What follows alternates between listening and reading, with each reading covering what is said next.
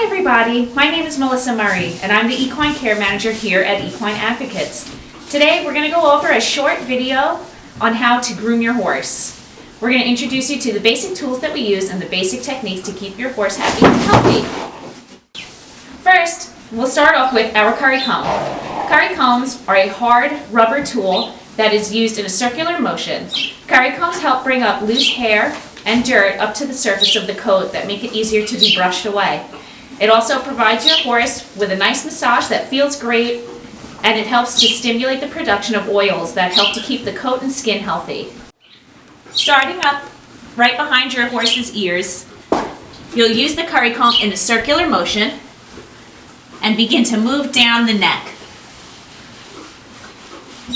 As you can see, this helps to bring up any loose hair and all the dirt to the surface of the coat. Use your curry comb in circular motions along the back and gently down the barrel. You want to take special precautions when using the curry comb along the stomach. Just like us, horses can be very ticklish. You'll finish your currying by going down the hindquarters of the horse. Typically, we don't use a curry comb on the legs, as the hard material doesn't feel so great. When you're done with your curry comb, you'll be using your dandy brushes. These brushes come in different types of bristles, from somewhat stiff to very stiff, and soft to very soft.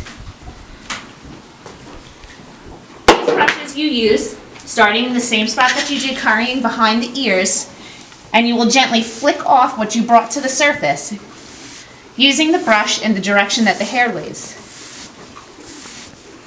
This helps to remove the dirt and debris and loose hair that you brought up to the surface of the coat. It also helps to spread the oils that are produced by the skin throughout the hair to keep it looking shiny and healthy.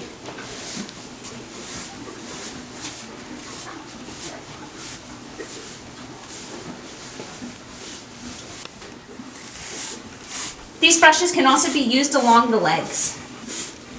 Like we said, curry combs can be difficult to use along the legs as there's not much fat along here, especially down the front of the leg on the cannon bone, where it's just a thin layer of skin and tendons covering it.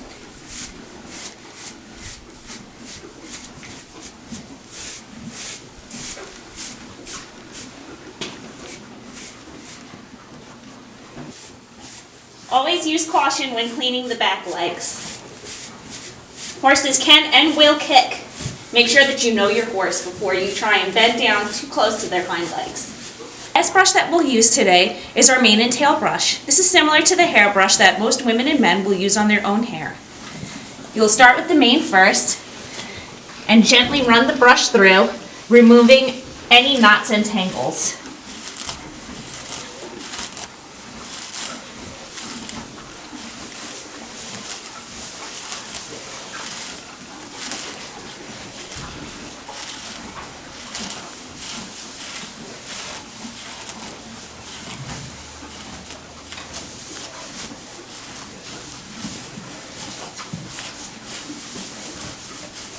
When grooming the tail, stand off to the side of your horse. Run your hand along his hindquarters so that he knows that you're going to be touching his tail. Gently grab the tail and pull it to the side nearest to you. Starting at the bottom, gently work your way through any tangles and knots, and then work your way up to the tailbone.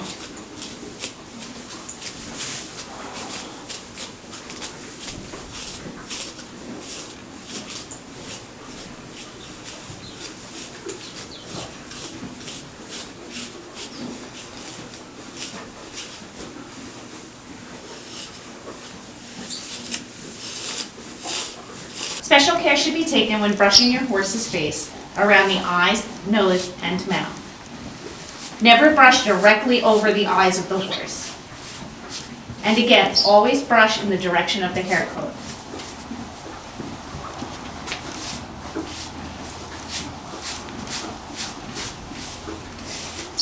A dry or even slightly damp cloth can be used to gently wipe over the eyes and clean any debris from the nostrils and along the mouth.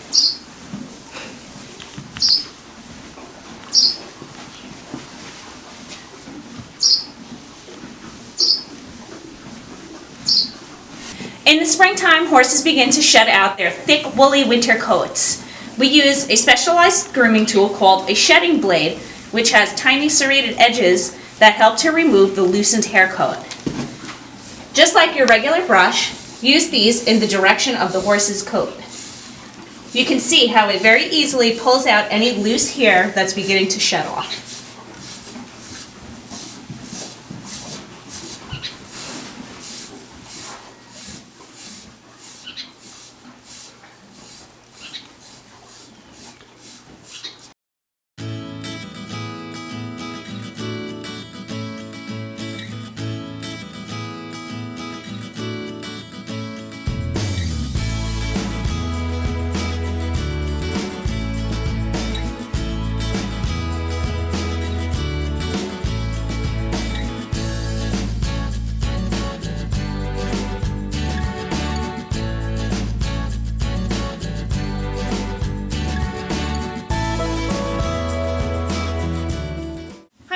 Now we're going to show you how to pick out your horse's feet. First, you want to start off with your hoof pick. I prefer the one that has the brush at the top. Come to your horse's shoulder and facing their tail, gently run your hand down their shoulder so that they know you're here. You want to try and give them a hint about what you're going to do. Run your hand down their front leg and gently touch the tendon. This will tell your horse that you want them to lift their foot up. Cupping the hoof in your left hand, take your hoof pick and beginning at the top of the hoof, gently start removing any dirt and debris.